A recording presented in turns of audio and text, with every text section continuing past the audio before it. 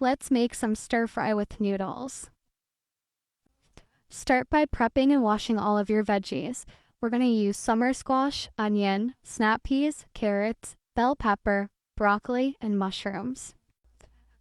I'm going to separate my vegetables because some vegetables cook a lot faster. So for the squash and the mushrooms, I'm going to put those in a separate bowl so I can throw those in last with the snap peas. Next, you want to take your protein of choice. I actually had a ribeye that I needed to use up.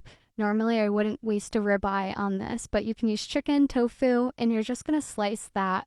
I'm slicing mine against the grain and trimming off the excess fat.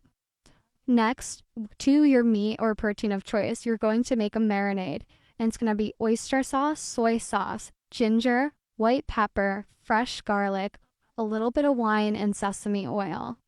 And then I'm going to add baking soda and cornstarch to that. I couldn't remember if it should be baking powder or baking soda, but it worked. Next, you're going to make your sauce, and it's basically all of the same ingredients: oyster sauce, soy sauce, sesame oil, white pepper, ginger, and then I did add a little bit of brown sugar in there for some sweetness. You want to get your pan really hot and cook your meat. As you can see, I obviously like my steak still mooing, so I didn't cook it that long, but you do whatever you gotta do. Once you remove your meat, you're gonna put in your first batch of vegetables.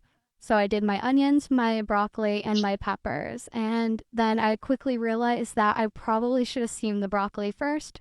So I'm gonna add in a little bit of oil, and then I'm gonna add beef bouillon and some water to steam it.